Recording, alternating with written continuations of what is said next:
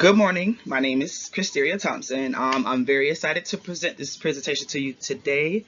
This presentation is basically a collective of the information that I've gathered over my master's degree.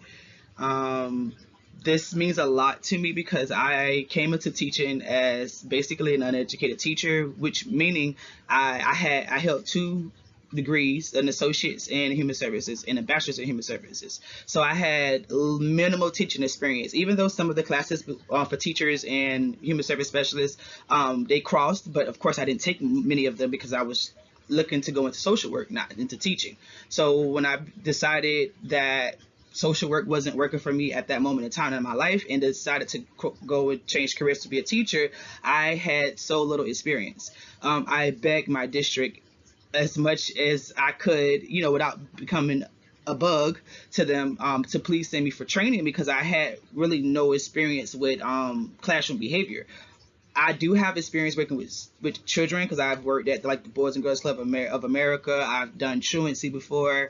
I was an academic tutor at the college before, so I've dealt with different various age groups, and I've also dealt with children for the last 10 years. However, classroom experience with children is so different. When the kid stops being a child and a student, the role changes, and you have to know how to interact and intervene with that student and still be able to successfully and positively add to the academic career.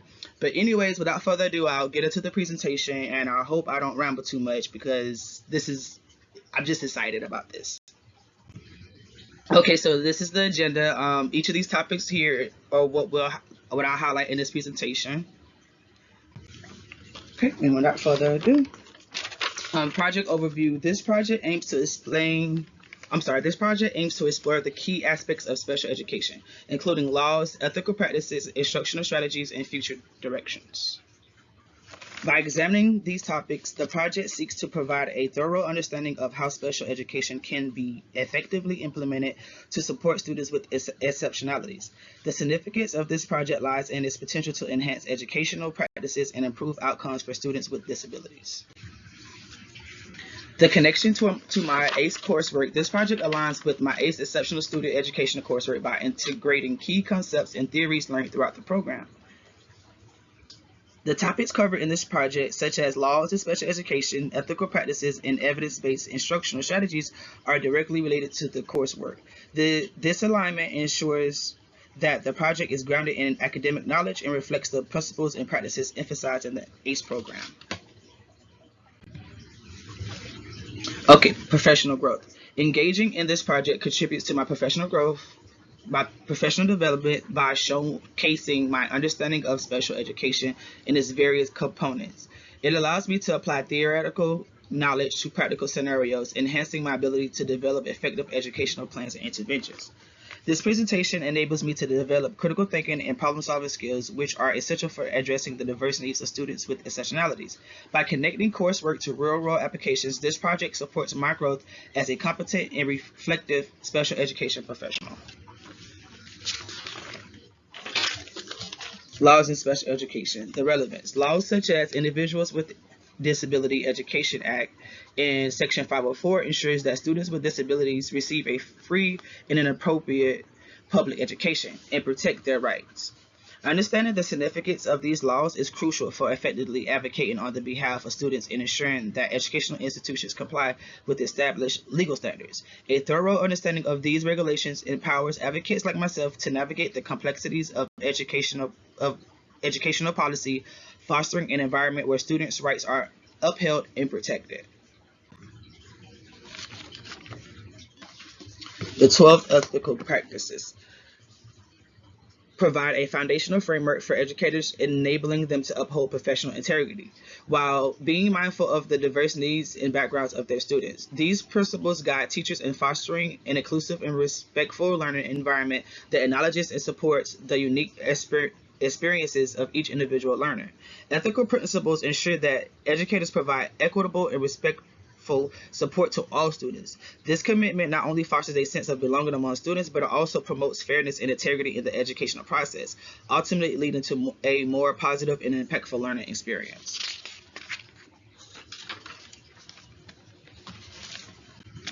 Distinguishing exceptionalities.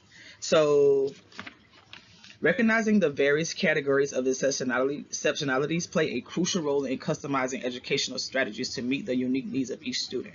By understanding these distinctions, educators are better equipped to implement specific interventions and support mechanisms that foster an inclusive learning environment, ultimately enhancing the educational experience for every individual. Accurate identification and comprehensive understanding of various exceptionalities are crucial for implementing effective interventions and providing tailored support. Recognizing the unique needs and characteristics of individuals with disabilities allow caregivers and educators to develop strategies that promote their growth and well-being.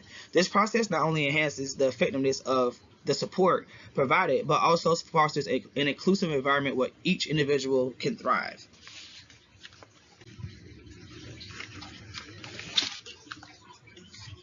Okay, instructional strategies. Effective instructional strategies such as differentiated instruction and co-teaching significantly boost learning outcomes for students with disabilities. Differentiated instruction adapts teaching methods to meet the individual needs of students, while co-teaching fosters an inclusive environment by allowing general and special education teachers to collaborate. Together, these approaches enhance both academic success and student empowerment.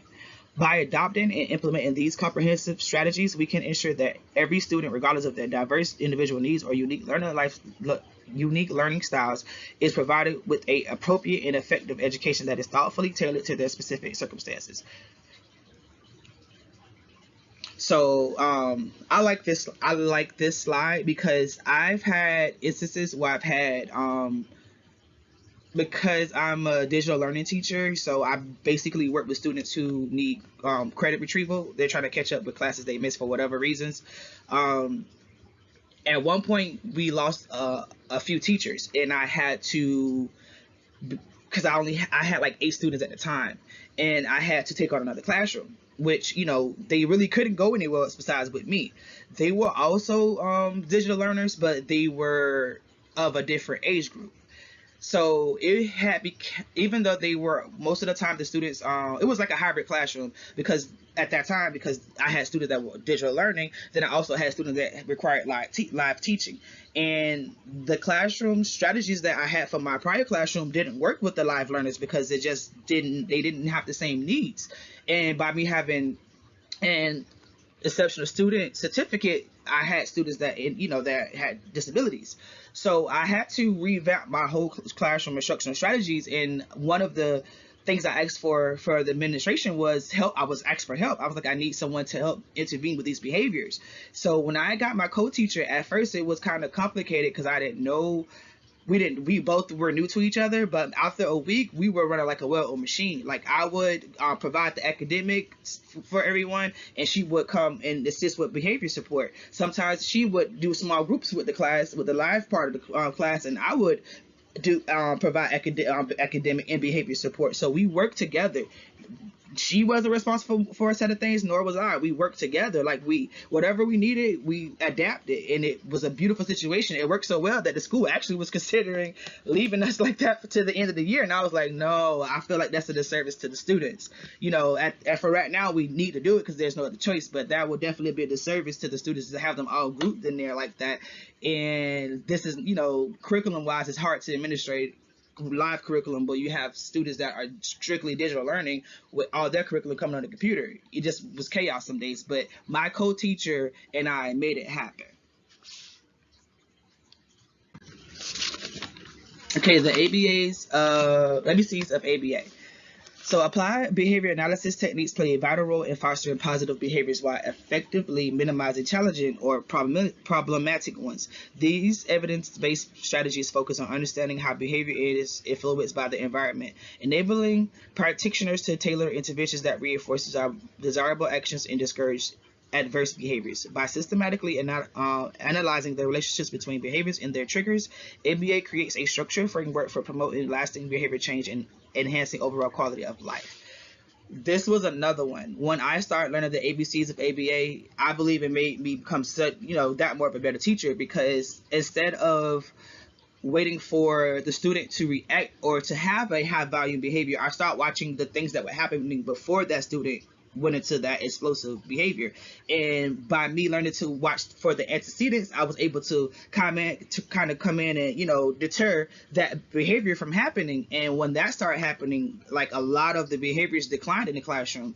And this is something I would not have learned as a, teacher coming in with a different degree. I had to go to gain professional development to learn these things. I also, during my education with ACE, I went in depth about the ABCs of FBA. So higher education is very important. All right, so the next section is the three learner domains. Bloom's taxonomy provides a framework for understanding various levels of learning by categorizing it in three distinct domains: cognitive, affective, and psychomotor. The cognitive domain encompasses mental skills and knowledge acquisition, emphasizing critical thinking and problem-solving abilities. The affective domain focuses on emotional aspects, including attitudes, values, and motivations that influence how individuals approach learning. Finally, the psychomotor domain addresses the physical skills and learning process, highlighting the importance of hands-on experience and coordination. Together, these three domains create a comprehensive approach to education, ensuring that learners develop not only intellectually but also emotionally and physically. Emphasizing development across all three domains, cognitive, emotional, and social, creates a holistic approach to education that nurtures each student as a whole person. This comprehensive focus not only equips students with essential academic knowledge and skills, but also cultivates their emotional intelligence and interpersonal abilities. By fostering personal growth and enhancing social connections, students are better prepared to navigate the complexities of life beyond the classroom, building resilience and confidence along the way.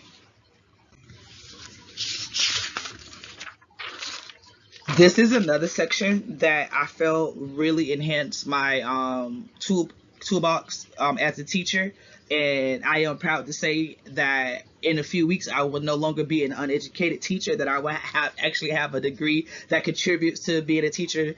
And I'm very excited. I am also very excited to share this presentation with one of my coworkers as well. But anyway, back to what I'm supposed to be focusing on. So, evidence-based practices. Extensive research has demonstrated that evidence-based practices significantly enhance student outcomes. According to a report by the American Psychological Association, these approaches utilizes systematic methods and well-established strategies to foster academic achievement and establish well-being among learners. By implementing these practices, educators are better equipped to meet their diverse needs of students and promote successful learning experiences.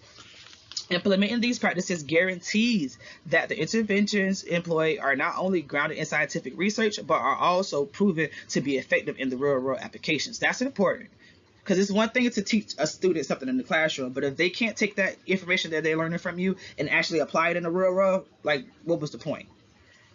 By adhering to these evidence-based methods, we can significantly enhance the likelihood of achieving positive outcomes and make informed decisions that truly resonate with the needs of the population we serve. Function behavior assessments. This was another area that I felt greatly enhanced my teaching experience. Functional behavior assessments are vital tools used to uncover the underlying reasons for challenging behaviors in individuals, particularly within educational and therapeutic settings. By systematically analyzing these behaviors, FBAs enabled practitioners to develop tailored interventions that address the specific needs and motivations of each individual. This process not only helps in understanding the context of the behaviors, but it also guides in the implementing of effective strategies that promote positive change and support social and emotional development.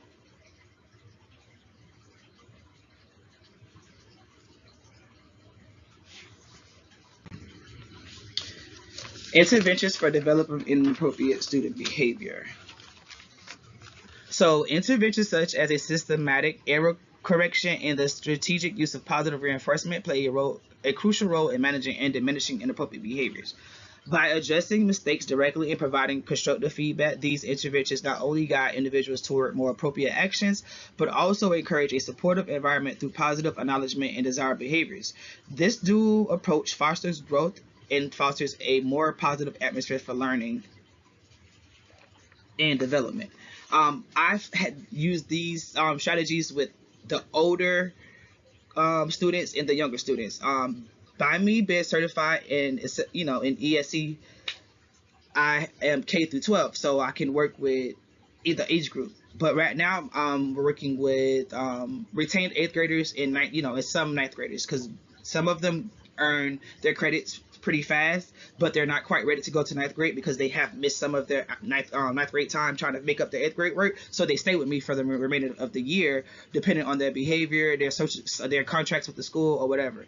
But anyways, with these students, that positive reinforcement is everything. Like, instead of me saying, hey, don't do that, or you shouldn't be doing that, I try to redirect them and say, hey, what are you supposed to be doing? Now, that's not the right proper decision to make. These kids, they love it. And because instead of them becoming defensive because I'm saying you shouldn't be doing that, instead of saying, student A, you should be doing your lesson that's currently on the board. It skips them becoming defensive. They automatically say, oh, Miss Thompson, I'm so sorry, this is what I was doing, and they get back to it. But if I was to say, hey, student A, why are you doing that? What, don't do that. That automatically gets them into defense mode, and instead of acknowledging what they are doing wrong, or instead of acknowledging what they should be doing, it makes them go into defensive mode, and it adds an extra layer that we can just skip in order to get them where they should be. So I love positive reinforcement. That's one of my biggest tools. It's free. I don't have to actually hand the students anything, so I give it out like Oprah give out cards. You get positive reinforcement. You get positive reinforcement. You get positive reinforcement. Okay, so implementing effective behavior management strategies is essential for cultivating a positive learning environment where students feel safe, engaged, and motivated. These strategies can include clear communication of expectations, proactive classroom organization, and the use of positive reinforcement, all of which contribute to fostering mutual respect and a sense of belonging among students. When teachers actively promote a supportive atmosphere, it encourages learners to express themselves freely and take an active role in their education, ultimately leading to enhanced academic success and personal growth. Okay, this is another area that I feel is very important, and I didn't have much information on before I became an A student. The transitional stage. Transition planning plays a crucial role in equipping students with disabilities for life after school. This process focuses on ensuring that they are adequately prepared for a variety of opportunities, including post-secondary education, vocational training, or meaningful employment. By fostering essential skills and providing tailored support, transition planning helps these students navigate the challenges of adulthood and empowers them to pursue their individual goals and aspirations. Smooth and successful transitions are essential for fostering the long-term success and well-being of students. These transitions, whether they involve moving from one grade to another, adapting to a new school environment, or progressing into higher education, play a pivotal role in shaping their academic and personal development. When students navigate these changes effectively, they build a strong foundation for future challenges, enabling them to thrive both academically and socially.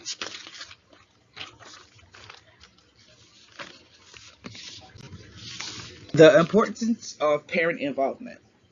Involving parents in the educational journey significantly bolsters the support students receive and positively influences their academic outcomes. When parents actively participate in school activities and maintain open lines of communication with educators, it creates a collaborative atmosphere that fosters student success. This partnership not only encourages a deeper investment in the learning process, but also enhances student motivation and engagement in their studies. I cannot say enough how many times I've had a student that just they wanted it, but they just didn't care enough to actually go out there and get it. So when I would speak with a parent and ask them what kind of things do they like to do at home, how do you motivate them when they're not willing to do something, and the parent would give me this little piece of information that I would never think of because I don't get to see that student in that light, and I would kind of implement it without telling the student, and it would make a complete difference in the way the student reacted. So parent involvement is also important for advocacy, because a lot of our students, some of that have higher disability, that are lower functioning and have a disability that really impacts their social, or how they can't speak for themselves.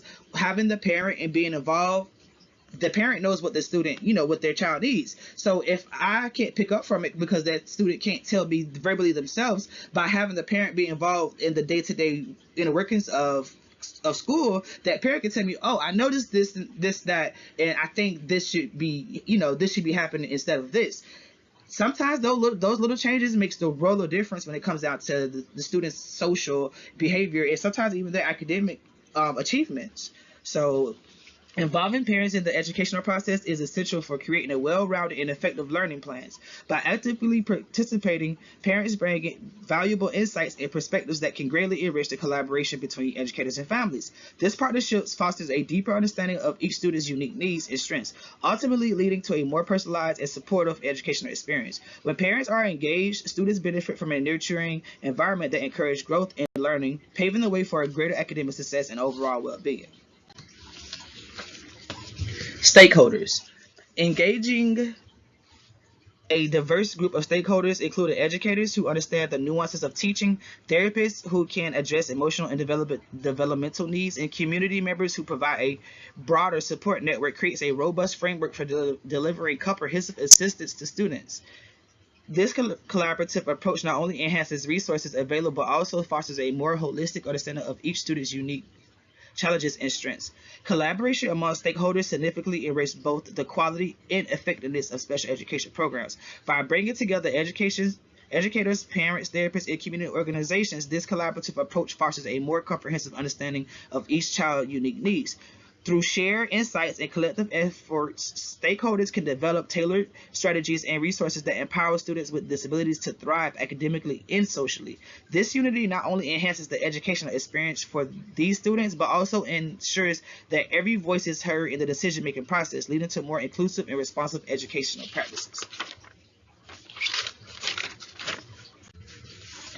The future of special education. Examine the emerging trends and future direction in special education, highlighting the integration of technology and personalized learning. Advanced tools like adaptive software and assistive devices enable students to tailor instruction to meet their diverse needs. Advanced tools like adaptive software and assistive devices enables educators to tailor instructions to meet the diverse needs of students. Personalized learning strategies further enhance engagement by customizing educational experience to each learner's unique abilities, ultimately promoting inclusivity and improve outcomes for students with disabilities. In my case, this really does apply to my students.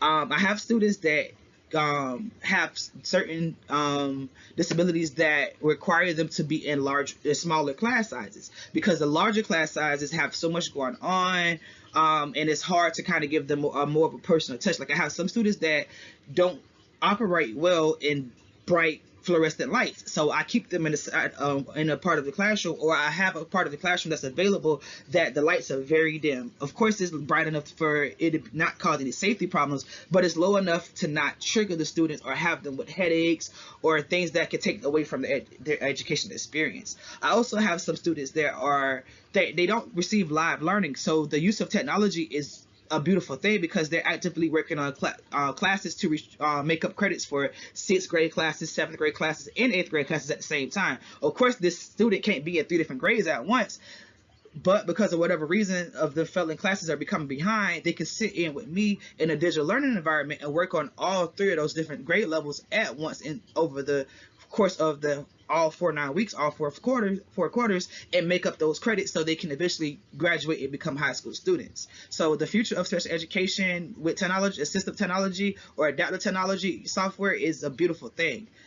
A lot of teachers don't think it makes a difference, but most of the time my classroom is really not loud. You do hear things here and there, or the kids get excited, but most of the time, anytime administration walk in or someone calls from the front office, it's pretty quiet because everybody's in their element.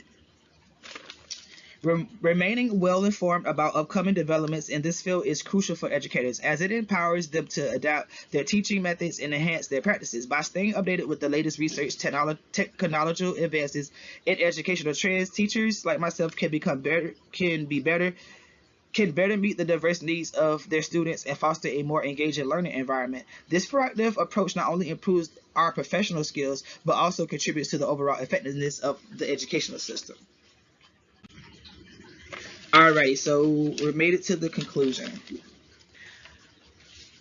So understanding legal frameworks such as IDEA and Section 504 is essential for ensuring that students with disabilities receive an appropriate education and protection. Ethical guidelines help educators maintain integrity and respect for diverse student needs. Accurate identification of exceptionalities enables the development of tailored educational strategies, which is very important. Differentiated instruction is very important when dealing with the special ed population, because everybody has different needs. So when you, instead of having this big broad spectrum, when you hone in to each student's individual need, it makes a world of difference with their academic success. Effective methods such as differentiated instruction and co-teaching enhances learning outcomes. The Antecedent-Behavior-Consequence model is crucial for understanding and modifying student behavior. Addressing cognitive, affective, and psychomotor domains ensures holistic student development.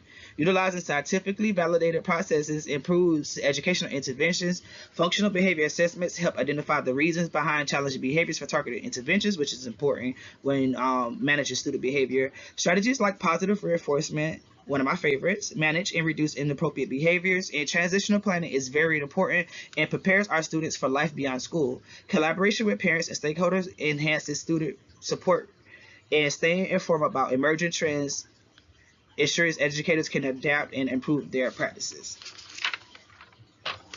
And also, all right, and this is the reference page, and this just basically provides reference to where I gathered all my information from. I just wanted to say thank you for sitting in for this presentation. This degree meant a lot to me because at one point I felt that I was doing my students a disservice because I just didn't know a lot of the things that a lot of my coworkers knew, because they had degrees. Each of their degrees dealt with teaching, so they had a lot of the resources. They where to send parents for information. They knew all the verbiage, and here I am lost, sounding like I'm listening to Chinese with all these acronyms. But through development, through higher education and professional development through the district, here I am 18 months later. I'm very, very, very excited to see what the future holds in my classrooms. I'm excited to use some of these more interventions, and I also am very, very, very, very proud to say that I soon will be an ACE alumni. Thank you.